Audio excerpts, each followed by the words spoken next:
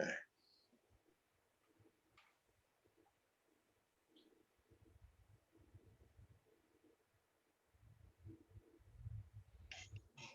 People are filing in an orderly manner. But they can't trample you on a virtual meeting at least. That's true. You're too big to trample.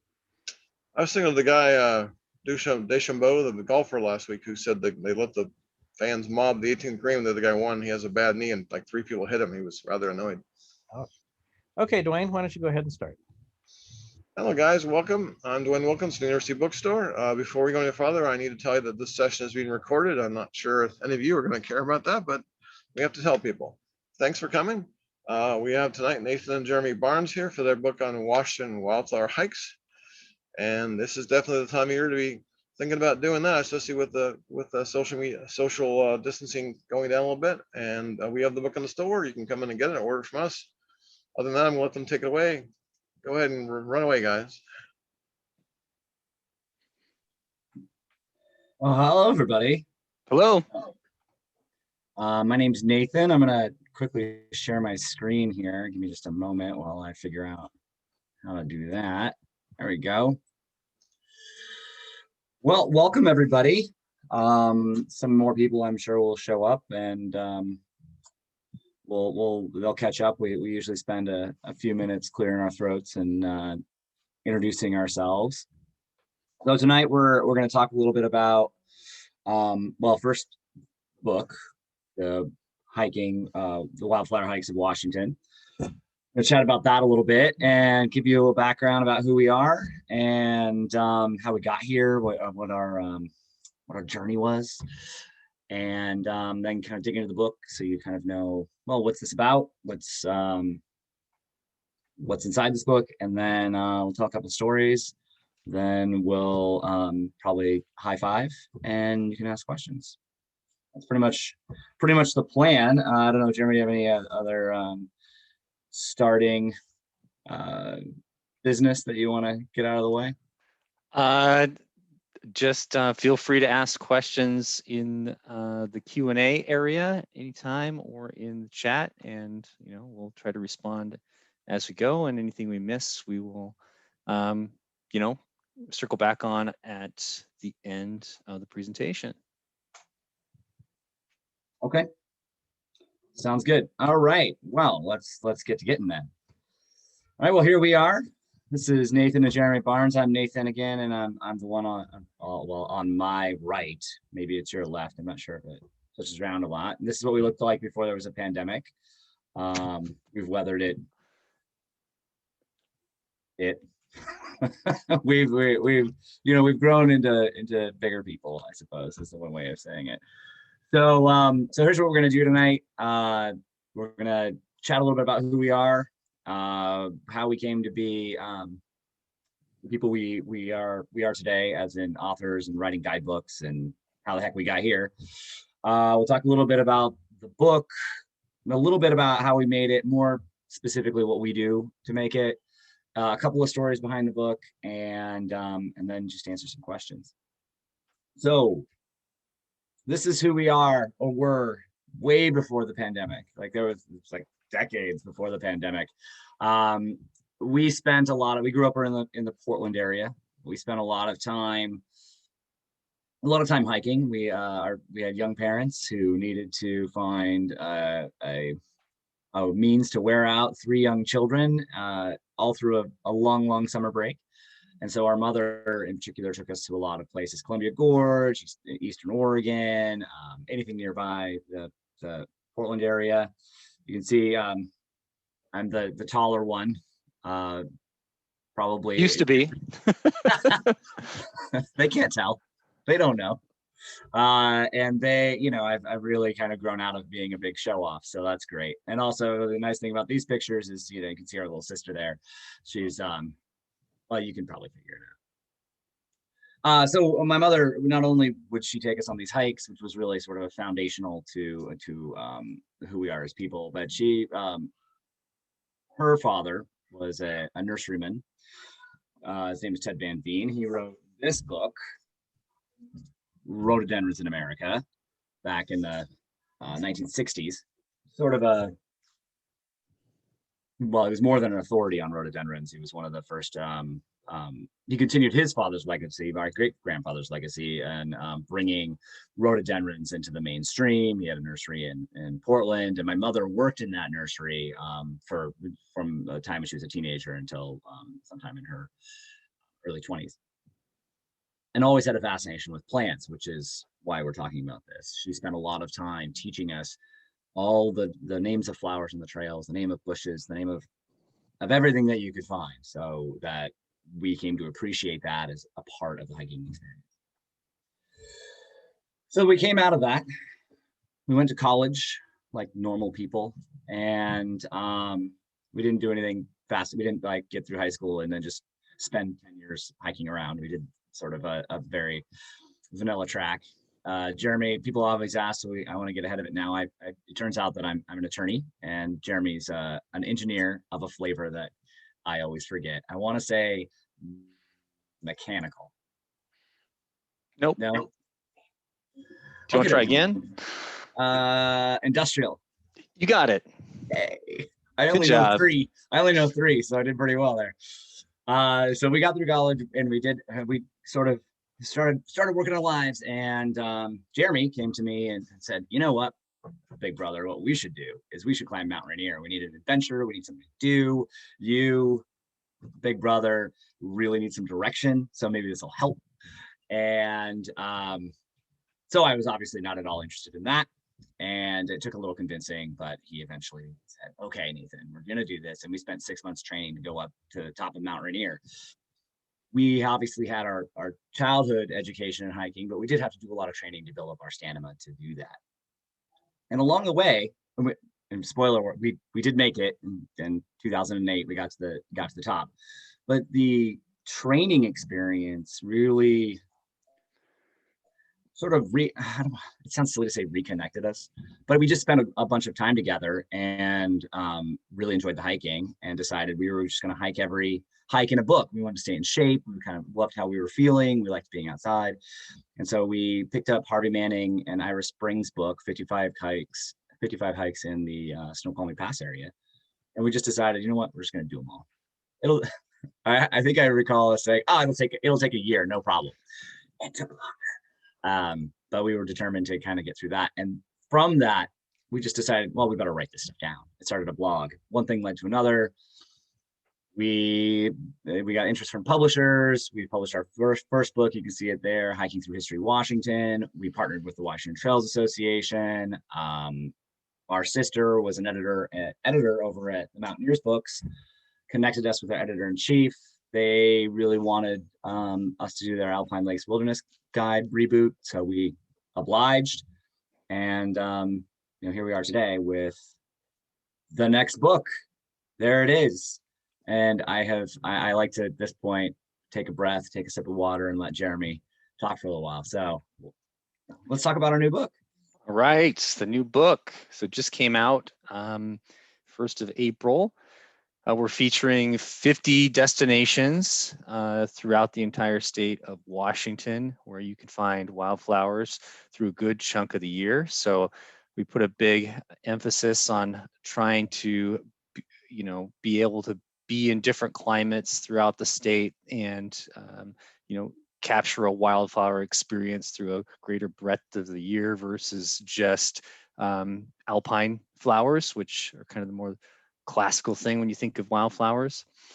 There's day hikes mostly, and then the backpacks are just typically extensions of a day hike. So places where you can just extend and go a little bit further.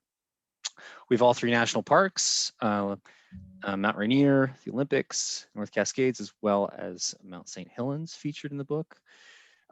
Each hike, and Nathan will talk about this in a little more detail, we feature a specific flower that's very prevalent on the trail, and you're almost guaranteed to see.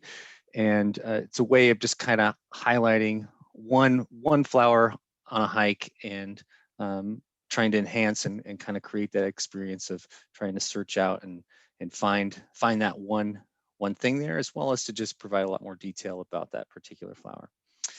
Also in the book is a kind of I'll just call it a light wildflower ID guide. So, it's got, I think about 200 photos of flowers, and you can, and they're, shown with their common names and by color. It's by no means covering the thousands of wildflowers that are in the state of Washington, but it's certainly meant to, just provide a little more, access and approachability to wildflower identification.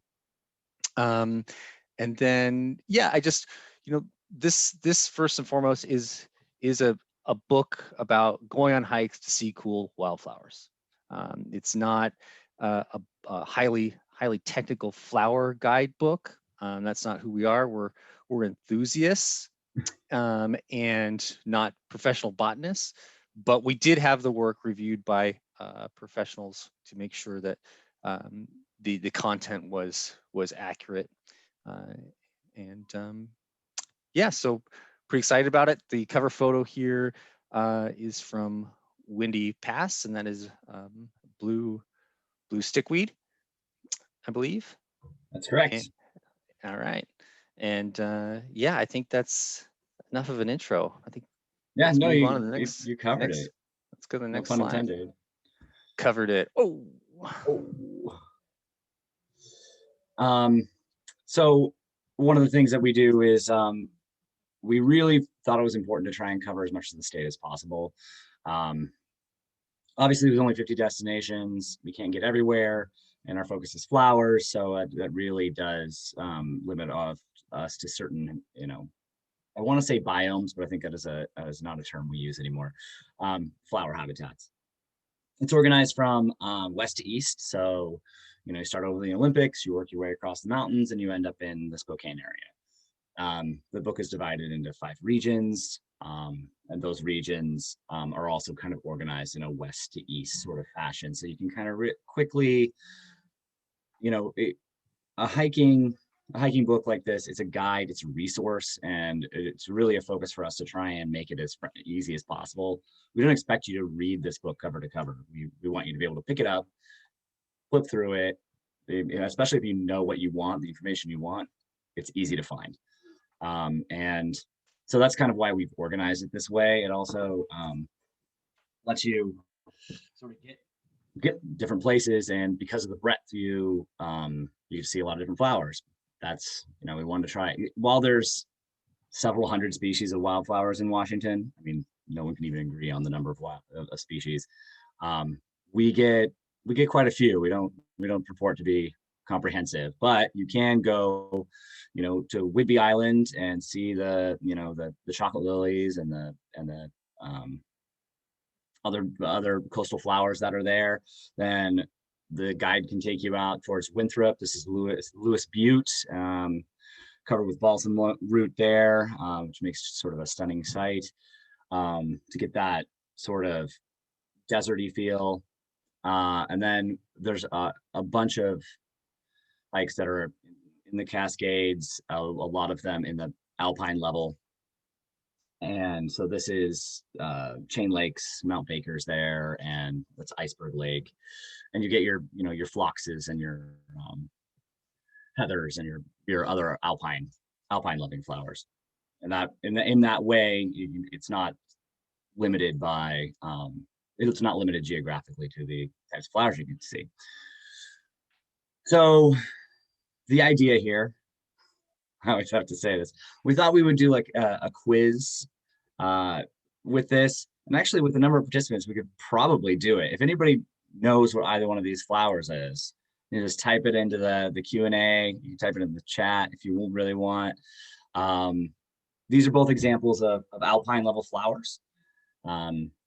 Flowers found up above the tree line. And I'm going to see if anybody knows what it is, and I'll let Jeremy tell me if.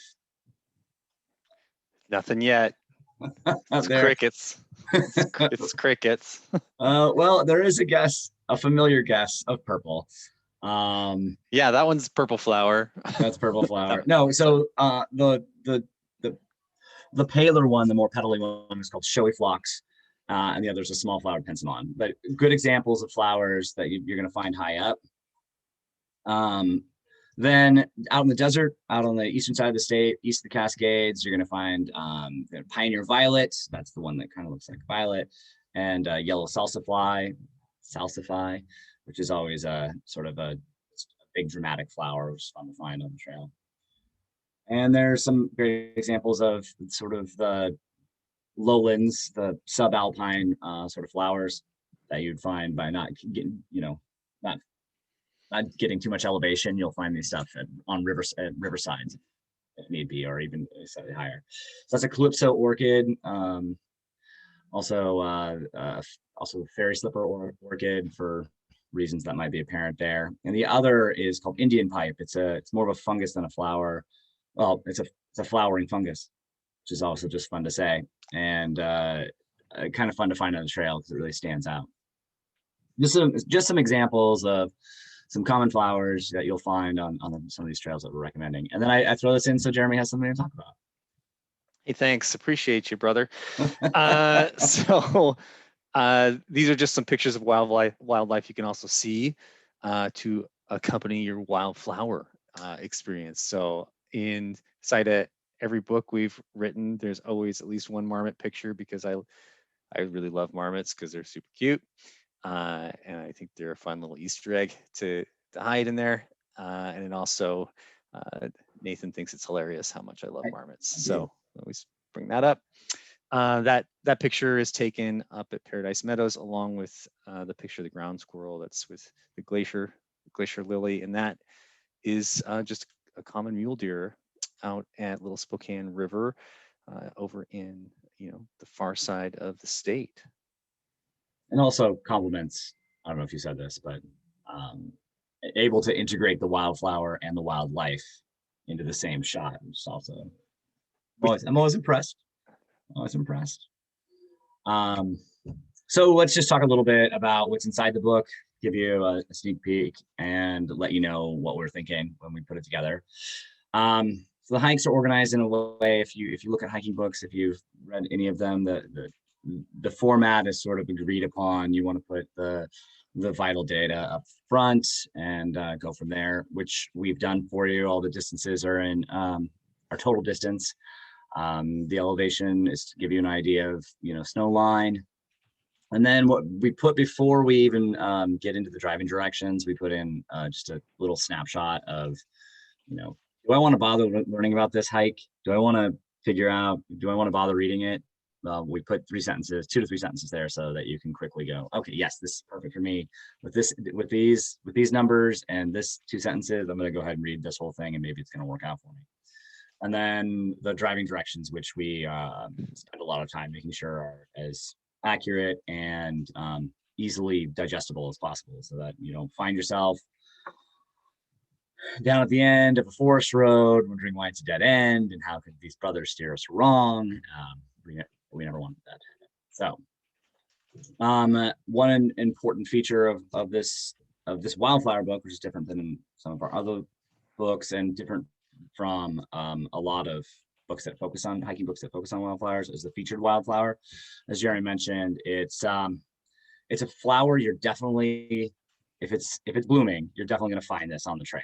We wanted anyone to be able to pick up this book, literally walk to their car, drive to the trailhead, and be able to at least find something. This book's all about a gateway into really kind of enjoying wildflowers a little bit more. So you're going to find this flower, and it gives a little bit of background on it, why it might be important to that hike. Camas, for example, was a food source for native peoples. And then the other portion of this is the other wildflowers on the trail. And we want to let you know other wildflowers we found, so you can expect to maybe find some of those. You might not, you might, and there certainly will probably be more that we didn't find. We weren't going for fully comprehensive, but we wanted to see as many as we could. So you're going to find those particular flowers on the trails. It's just nice to know. We don't put that information in the hike as a whole. It's a little distracting. So you're reading along, oh, turn here, little historical background here. Here's a long list of flowers. And put them up here so that you didn't have to read them if you don't want to. Jared, do you want to talk about maps since it's kind of your wheelhouse? Yeah, or- sure. Yeah, I was just working on a question on Oh, I can. Q&A, but I can take a break. So the maps, I mean, we're always proud of the maps that we put into our books, and that's no different for this particular book. I put a lot of time in trying to add detail that would be relevant to anyone who's doing the hike. So there's, obviously, the normal junctions and trail names and such, but just calling out particular features that you can see along the way is always fun, as well as, making sure, if you can camp in a particular spot or not, or if there's a privy available at the trailhead, which is always good to know about as well. They're all full color topographical maps, so you can judge pretty well, what the terrain is going to be like throughout the trip that you're on. Anything else you'd add there? I would just say I maybe it's just because I want to brag about it or just kind of highlight how much time we put into it. We work with cartographers to, the Mountaineers have an in-house cartography team to help us put these together, but everything that's labeled on there, it's completely up to us what we want to put on there. So we spend a lot of time, curating, like, okay, put this on, don't put this on. So we're just sort of proud of the way that it turns out, and it's not just stuff we've thrown on there, it's stuff we really hope people are interested in, find useful. And then there's history, which is more my wheelhouse. I made one of my majors is in history. I have a hard time moving past it when I get to digging into almost anything, but trails are no exception to that, because trails don't just emerge out of a forest or get carved into a mountainside by goats. They, generally speaking, in almost all cases, they're made by people, and there's usually a story, a pretty fun story about why that trail is there. A lot of times, it's a well-worn tale, but a lot of times it's resource extraction, whether it's forestry or mining or some other coal, some other resource that people are trying to get out as quickly as possible. But other times it's like, oh, well, I'm going to figure out why this is here. There's a really good viewpoint. Wow, this lake out here has excellent fishing. And sometimes it was, oh, there used to be a road here that connected two communities, and here's a whole reason that people used to be here. And I found that going down a trail and hiking it either knowing beforehand gives you an added appreciation of the trail, or afterwards kind of sort of reflecting on it, learning that story and saying, oh, now I understand why the trail did this thing and why that cliff was there. And so at the end of every hike, there's a history section. They give you that historical background if you're interested. It's also at the end and clearly labeled as a separate thing. So if it's not your deal and you're not interested, you don't got to read it. It's not woven into the narrative that you have to kind of slog through. So that's pretty, it's exciting stuff for me. We also included sort of a mini wildflower ID guide that Jeremy mentioned a little bit. It's 100 and something flowers, 120 flowers ish, organized by color. There's not a lot of information there. It's just, here's a picture of this flower and what it's called. We highlight it, that little, like, so for example, the arrowleaf balsam root with a 16 with a yellow square on it, that indicates that's a featured flower on hike 16. So jump to hike 16 if you want to know more about it.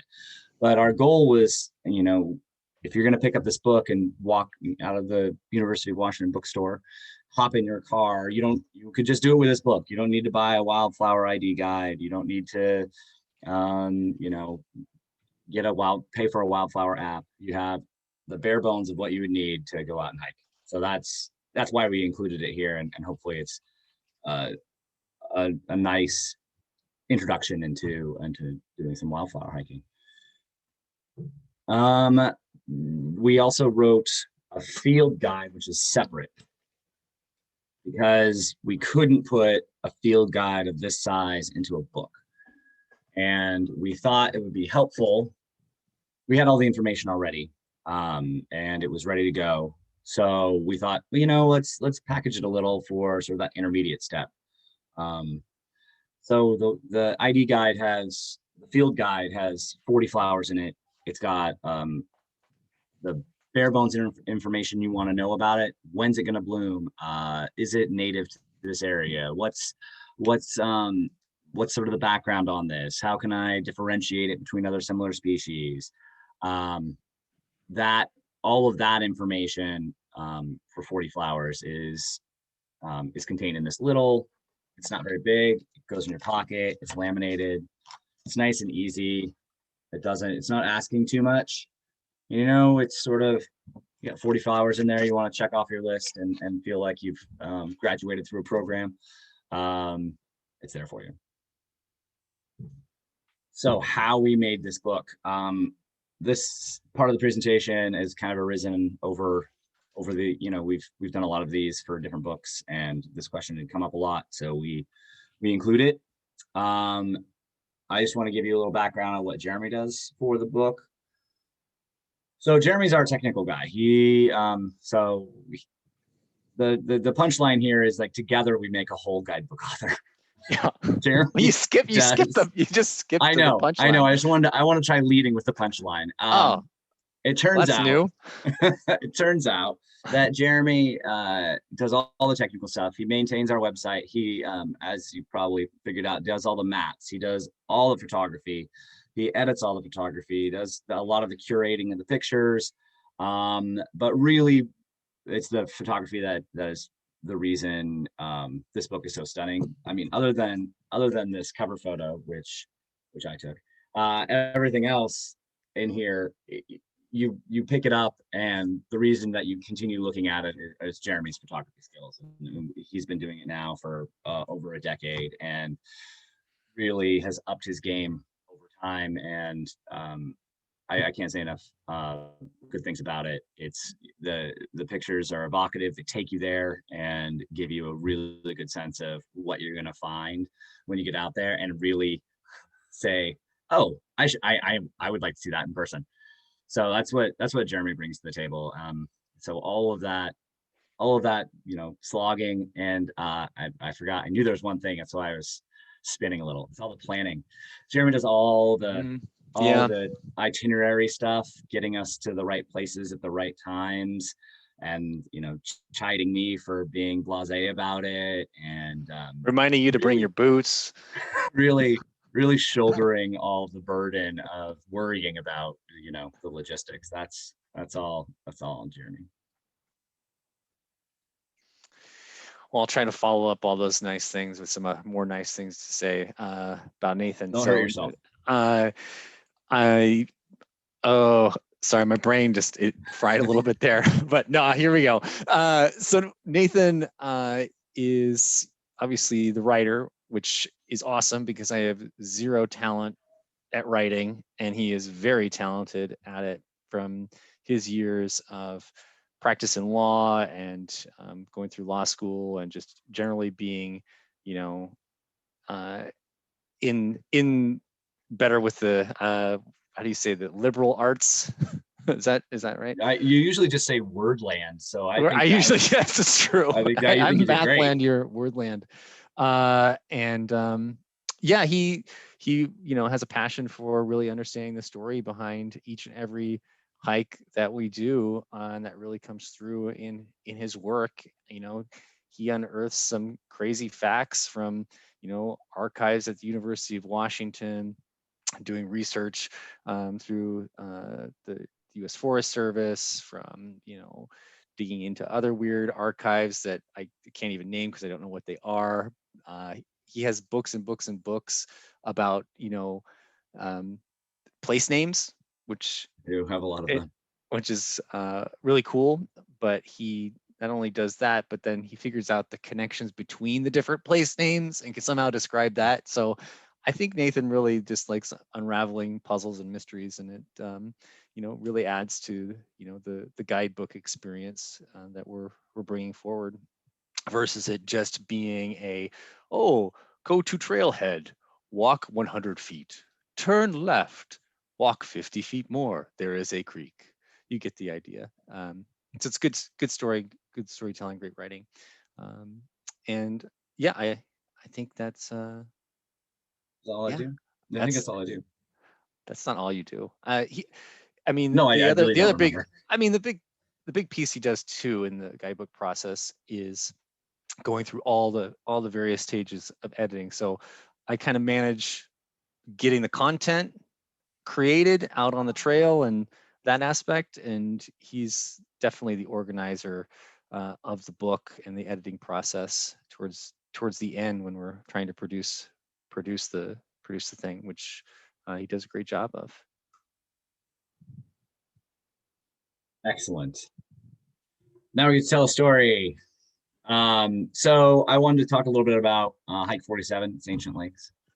We're done talking endlessly about what's inside the book now, just a little background as to sort of what happened along our path of going there. So Ancient Lakes is out by Vantage. That's the Columbia River you might be able to see there.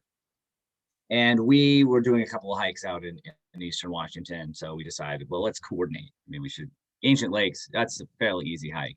There's almost no elevation to it. You can climb up the cliffs if you want to, but the portion of the hike that we were going to be describing in the book and have described in the book is pretty, it's pretty flat. It's not going to be super strenuous. We could take our wives on it and our and my daughter who was in a stroller at the time. So we felt pretty good. Like this is not going to be that hard of a hike.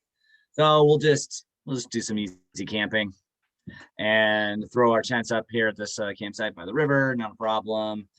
The green tent is my tent, and it's I can stand up in that tent. I'm a little over 6 foot and stand up with it, no problem. It's a big tent, sturdy tent. We have normal camping stuff and blah blah blah. And then we bed down for the night, and like it's gotten a little windy, but it's of course it's windy. It's Vantage, not a big deal. We did not do a lot of research into the weather as to what was predicted. We didn't really think about the wind that much until around midnight when the wind really picked up. It woke up both my wife and I. My daughter's in a pack and play, like a big portable crib that's inside the tent. She's sleeping away, but it's getting increasingly vigorous. It's violent. It's whipping the tent. It's somehow bowing this tent down to the point where it's almost getting to our faces. We're starting to get, you want to be calm, but you start to get a little concerned. We've got a small child. What's happening? Is it gonna tear it off the ground? Are we gonna have some sort of awful problem here? Is it just the way you start spinning up? And you can, and increasingly we could hear other people's campsites coming apart, pans clanging across asphalt. We could hear starting to imagine. We can't see anything, so we're inside a tent, and even if it was, there's no lights. But we're imagining these sounds that we're hearing. Is that a tree or is that someone's tent? Are people packing up? Or is that a car door? What's happening? Is the child going to wake up? What's going to are we going to have to try and get this child back to sleep in the middle of this windstorm? And I'm okay, it's bad. It's really bad. And we've eventually, after an hour or so, we convinced ourselves, okay, we just can't stay here. I think it's dangerous. And I'm not thinking about my little brother at this time, but I'm assuming in all those noises that he's also gotten concerned and has started to pack his stuff up too, or at least has gotten out of his tent and is getting to the car. I'm really focused on taking our tent down and waking up the child, of course, getting the child into the car seat, and getting all that done. Really, zoned in. She's a year old or so, or a little less. So we're really focused on that. And the kid's crying, the wind's just whipping around. It's a struggle to get it down. And I'm, a little part of me every once in a while, like, oh, I hope Jeremy's okay. I hope he's fine. It's going to be really bad for them because their tent is so much smaller. We get in the car, I'm like, Jeremy's tent, I see his tent still up and it's whipping around. Well, it hasn't blown away. Okay, so they're probably fine. We gotta walk around and do this. And then get the child on the road, drive the child around. That way she'll fall back to sleep. It'll be fine. Then we'll come back and we'll make sure that Jeremy's okay. It takes a little while. It takes an hour. It's 2 a.m. by the time we get back. And I can see the light in the car's on. I'm like, oh, okay. what they did, the tent's still up, but what they did was got in their car. Okay, everybody's safe, and we all, my wife and I, child's asleep in the car seat. We're not gonna disturb it. Okay, let's go to sleep. 6 in the morning rolls around, and we get up, and I'm gonna go commiserate with my brother about this, and it turns out, it's just his wife in the car, and Jeremy has had what I think is it the most beautiful night's sleep you've ever had in your entire It's life? maybe the best night's sleep I've ever had in my entire life. Yeah. It So while was I'm so good. miserable in a car, miserable, crying kid, upset wife. His wife is just grumpy in the car. My brother emerges like it's a Looney Tunes, whatever. It's like, oh, great, this is fine.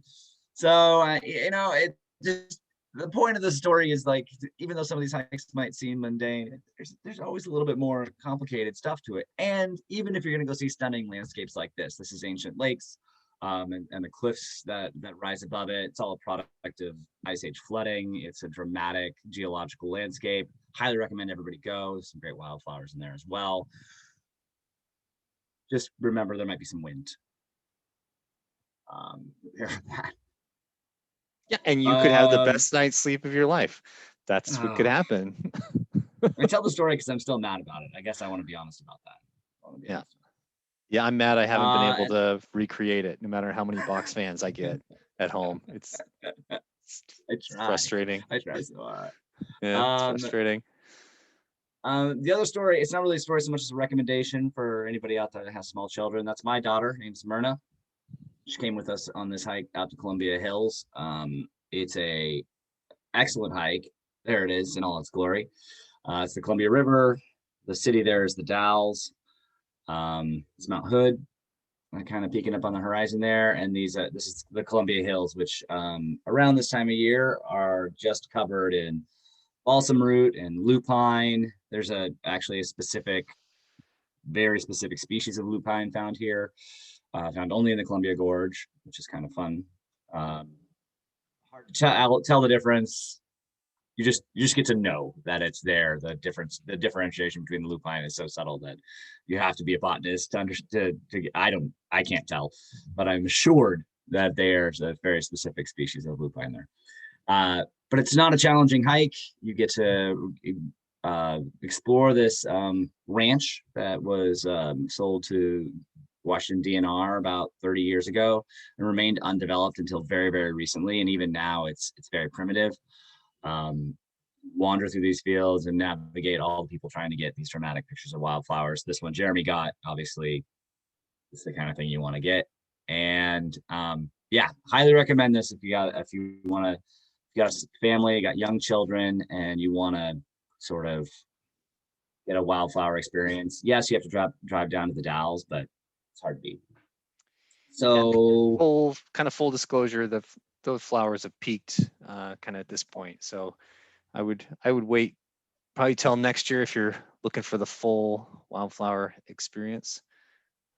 It looks like Nathan. Sorry about that.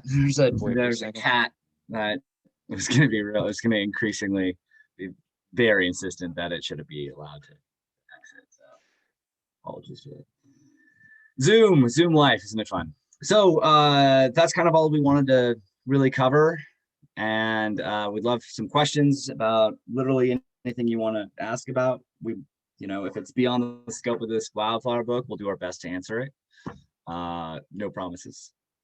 Yeah, we have a question from Jennifer, and she says it's a dumb question, but I don't think I even know the answer. Maybe a dumb question. Are there rules around picking wildflowers?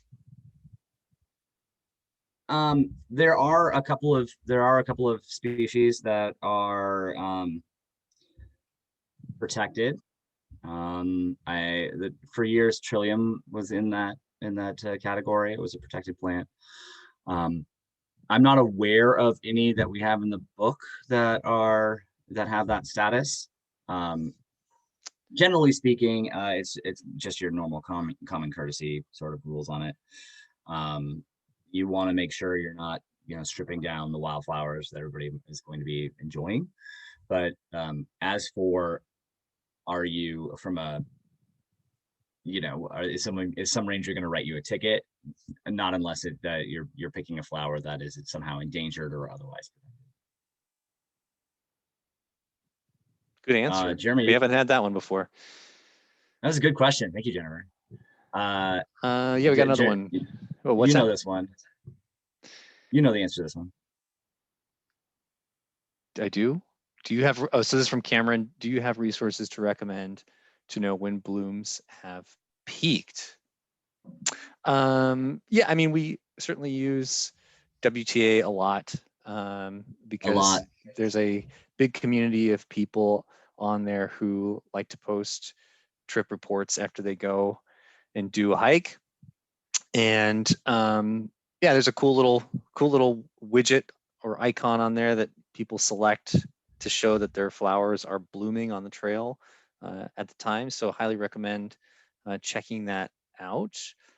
Also, always worth a call, you know, whenever you're going out on a hike, is to just call the ranger station to get kind of the latest conditions if you're going to be in like one of the national forest areas or national parks, because you might, you know, be able to ask about the flowers, but also just hear if there's, for some reason, the trail is closed or damaged, or you know, if it's heavily covered in snow, et cetera, et cetera. So always good to give them a call. Yeah, the Forest Service has individual has websites for each ranger district that will have statuses on roads and trails, but they're generally, if you're lucky, they've been updated recently. If not, Yeah. as Jeremy recommends, definitely give them a call. They literally love it. They really would love a call. Yeah, I don't have any more to add to that. I mean, WTA is really your best resource, or a similar website. I'm not aware of one that's more robust than WTA though. So they're really hike specific. So you'll know, okay, this trail, the flowers are this, that, and the other. Peaked or they haven't peaked. We do give, you know, flowering windows, but for specifics. Yeah, it's always different every year, you know, depending on the weather conditions, snowpack. And generally, the flowers in eastern Washington are starting to bloom in April through May, and then it kind of starts to melt out from the south to the north. You know, with the South Cascades, Dog Mountain, and, you know, Goat Rocks Wilderness starting to melt out a little first, with North Cascades kind of being at the tail end of the kind of the melt. So, but yeah, you're always just kind of chasing the snow line, as you know, Nathan likes to say, and waiting for the flowers to come after that. I do like to say thank you. I'm glad you took my line. It's a good line. Oops. Okay. Doesn't look like we have any other open questions. Do we have anything we want to talk about? Do we have anything we need to catch up on, Jer? Kidding. No, I don't think so. Okay, well, I think, we got one more question. It looks like just came in. We threatened to leave. They're like, Regarding your writing and editing process, how do you know when you're done? Oh, that's a good question. For you, Nathan. That's from Jennifer. Well, I mean, I think it varies with the type of work you're doing. In this particular context, it's reference book writing. I tend to do a number of iterative drafts of sort of outline, detailed outline / my notes, then you know, a first draft of kind of how I want it to go. In this type of writing, it's very much formulaic, because you want folks to look at each entry of your reference book and be able to navigate within it relatively easily. So I'm not putting in interesting paragraph breaks. I'm not trying to change the narrative such that every entry has sort of a different feel or vibe to it. You really want, in this type of writing, to have it very consistent. So that helps a little bit, because you kind of know where you're going to be. When you write enough of them, For this type of book, we've published well over 200. So at this point, I kind of know when it's done, when it feels like, okay, there's not a lot of extra honing I'm going to need to do here. I will know between the draft and when I feel finished, there will be these gaps that I'm used to seeing. There'll be a piece of information. There'll be I will be guiding a person through a hike, the reader through a hike, and there'll be jumps, like go here, 7 miles later, and it'll just feel like, okay, I'm gonna need to add a little bit more. Honestly, I think a lot of writing is what I like this. You just do it and you do it and you do it. And then at a certain point, you've done it so many times, you kind of know when it's done. It's sort of like baking. You do a lot of baking. You're like, oh, have I kneaded the dough enough? I'm not sure. Oh, I've done 50 of these. This is done. It doesn't need to do anymore. So it's not I think all answers to questions like this end up being kind of squishy. So I don't know if that was helpful or not, but that's sort of my process. Outline, notes, first draft, and then tweak that first draft until I've kneaded it enough that it feels complete. Nice analogy. No, I do. It's good. It was a pandemic. I made a lot of bread. You did make a lot of bread. Yasuhiko asks, what camera do you use and how heavy is it? So the camera is a Nikon D750 with a, typically for shooting flowers, it's a 105 millimeter macro lens that I use as well. How heavy is it? I don't think I've actually weighed it or thought about those specs. 5 and 6 pounds. I would say like maybe 4. Okay. I don't know. Maybe 4. I'm Are you trying to imagine with the lens or not? With the lens. Okay. Yeah. Let me see. See about that heavy. And you usually you use a special lens for flowers. You don't use a tripod. No, I don't usually use a tripod because it's usually very windy when we're out hiking, and it kind of defeats the purpose. So tripod usually comes out when we're in like lowland forests, if you haven't noticed. And I barely pay attention. yeah, that's cool. And trying to get something where conditions are a little bit darker. But I mean, ideally you would, have no wind, and you'd have, your tripod out, and you'd take really long exposures with, high f-stops so that you could get a really good depth of field. So that's ideal, but it's pretty hard out when you're hiking. I thought of a couple of questions while you guys were talking. What's the next project? And do you take people out on hikes? Do you lead groups or what? We don't have an official next project. We have some treatments we're working on. So we'll see if those come to anything. It will be largely hiking-ish related, but it could be branching out a little bit. We're still trying to figure out a project that we kind of would interest us. And we don't normally, we take some people out, but it's not something we do with any sort of consistency. We don't, we're not always the most fun to hike with, I gotta be honest. There's a lot of bickering. So I think we've been a little reluctant to be like, come on guys, welcome to Family Feud. And so yeah, I guess they're not really. There won't be any tour groups starting up. Okay. No, I think we did like a raffle for one at a fundraiser. Yeah. Before. I think someone bought it, but then never took us up on it. Yeah, I don't know if we dissuaded them or they, I don't know. Maybe they attended one of our little presentations. They were like, Maybe they'll think about it and they'll come and get you. Anyone have any last minute questions? Do we have one there? And it looks like there's a new one down there. Maybe Jeremy. Yeah, anonymous attendee asks,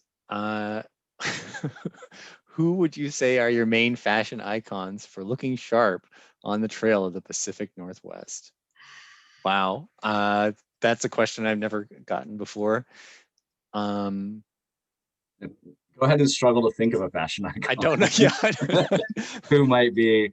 I mean, I think this star. I don't think that it has a name. REI. I think his name is REI salesperson. I was gonna say REI mannequin. REI mannequin. The faceless sort of like everyman. The faceless everyman of the Pacific Northwest is really what we're molding our fashion sense after, which is to say we have none. Our fashion sense on the trail is really, primarily dictated by what is my brother wearing. I want to make sure to not wear that. That's basically it.